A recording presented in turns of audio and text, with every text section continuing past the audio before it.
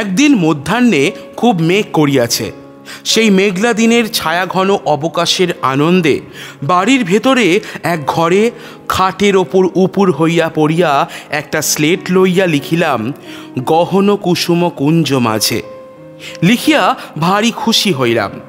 তখনই এমন লোককে পড়িয়া শুনাইলাম, বুঝিতে পারিবার আশঙ্কা মাত্র যাহাকে স্পর্শ করিতে পারে না। সুতরাং যে গম্ভীরভাবে মাথা নাড়িয়া কহিল, বেশ তো, এ তো বেশ হইয়াছে।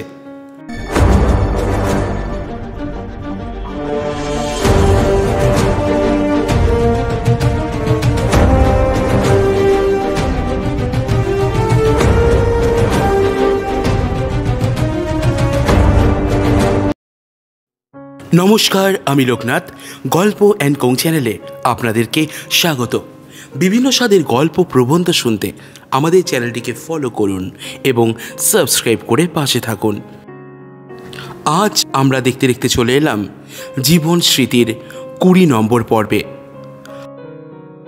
শুরু হচ্ছে রবীন্দ্রনাথ ঠাকুরের লেখা জীবন স্মৃতি গ্রন্থ থেকে প্রবন্ধ ভানু সিংহের কবিতা।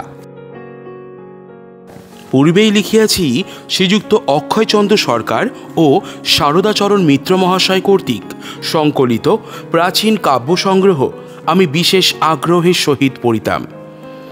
তাহার মৈথিলি মিশ্রিত ভাষা আমার পক্ষে দুর্বোধ ছিল, কিন্তু সেই জন্যই এত অধ্যাবসায়ের সঙ্গে আমি তাহার মধ্যে প্রবেশ চেষ্টা করিয়াছিলাম।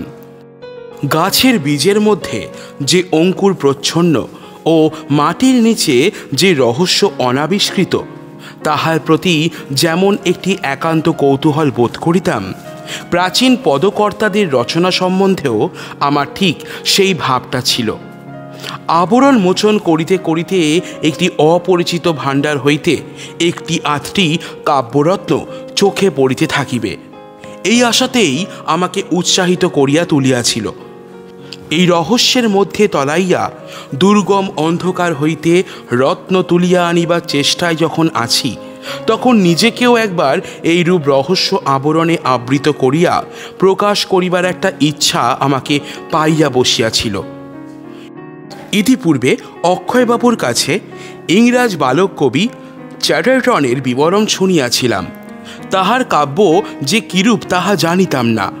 বোধ করি অক্ষয়বাবুও বিশেষ কিছু জানিতেন না, এবং জানিলে বোধহয় রসভঙ্গ হইবার সম্পূর্ণ সম্ভাবনা ছিল। কিন্তু তাহার গল্পটার মধ্যে যে একটা নাটকীয়ানা ছিল, সে আমার কল্পনাকে খুব সরগরম করিয়া তুলিয়াছিল। চ্যাটার্টন প্রাচীন কবিদের এমন নকল করিয়া কবিতা লিখিয়াছিলেন যে অনেকেই তাহা ধরিতে পারে নাই। অবশেষে 16 বছর বয়সে এই হতভাগ্য বালক কবি আত্মহত্যা করিয়া মরিয়াছিলেন। আপাতত এই আত্মহত্যার অনাবশ্যক অংশটুকু হাতে রাখিয়া কোমর বাঁধিয়া দ্বিতীয় চ্যাটার্টন হইবার চেষ্টায় প্রবৃত্ত হইলাম। একদিন মধ্যাহ্নে খুব মেঘ করিয়াছে। সেই মেঘলা দিনের ছায়াঘন অবকাশের আনন্দে বাড়ির ভেতরে এক ঘরে খাটের ওপর উপুর হইয়া পড়িয়া একটা স্লেট লইয়া লিখিলাম, গহন কুসুম কুঞ্জ মাঝে। লিখিয়া ভারী খুশি হইলাম। তখনই এমন লোককে পড়িয়া শুনাইলাম, বুঝিতে পারিবার আশঙ্কা মাত্র যাহাকে স্পর্শ করিতে পারে না। সুতরাং যে গম্ভীরভাবে মাথা নাড়িয়া কহিল, বেশ তো, এ তো বেশ হইয়াছে। পূর্বলিখিত আমার বন্ধুটিকে একদিন বলিলাম, সমাজের লাইব্রেরি খুঁজিতে খুঁজিতে বহুকালের একটি জীর্ণ পুঁথি পাওয়া গিয়াছে।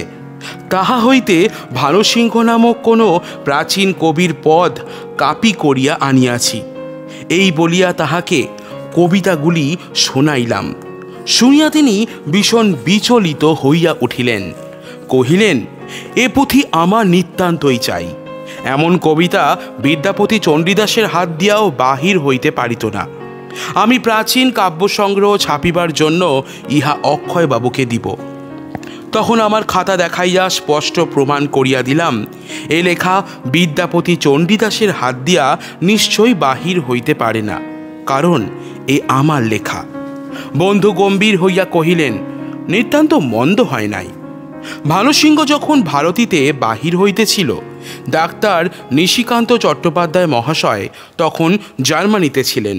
তিনি ইউরোপীয় সাহিত্যের সহিত তুলনা করিয়া আমাদের দেশের গীতিকাব্য সম্বন্ধে একখানি চটি বই লিখিয়াছিলেন।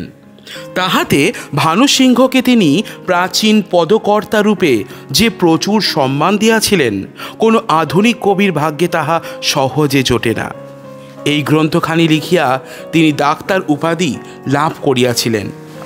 ভানুসিংহ যিনি হন, তাহার লেখা যদি বর্তমান আমার হাতে পড়িত, তবে আমি নিশ্চয়ই ঠকিতাম না, এ কথা আমি জোর করিয়া বলিতে পারি। উহার ভাষা প্রাচীন পদকর্তার বলিয়া চালাইয়া দেয়া অসম্ভব ছিল না, কারণ এ ভাষা তাহাদের মাতৃভাষা নহে, ইহা একটা কৃত্রিম ভাষা। ভিন্ন ভিন্ন কবির হাতে ইহার কিছু না কিছু ভিন্নতা ঘটিয়াছে, কিন্তু তাহাদের ভাবের মধ্যে কৃত্রিমতা ছিল না। ভানুসিংহের কবিতা একটু বাজাইয়া বা কষিয়া দেখিলেই তাহার মেকি বাহির হইয়া পড়ে। তাহাতে আমাদের দিশি নহবতের প্রাণ গলানোর ঢালা সুর নাই, তাহা আজকালকার সন্তা আর্গিনের বিলাতি টুংটাং মাত্র। শুনছিলেন রবীন্দ্রনাথ ঠাকুরের লেখা জীবন স্মৃতি গ্রন্থ থেকে প্রবন্ধ ভানুসিংহের কবিতা।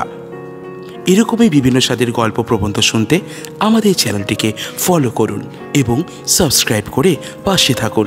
দেখা হচ্ছে আপনাদের সাথে আরও একটি নতুন গল্প নিয়ে। ভালো থাকবেন আপনারা সবাই।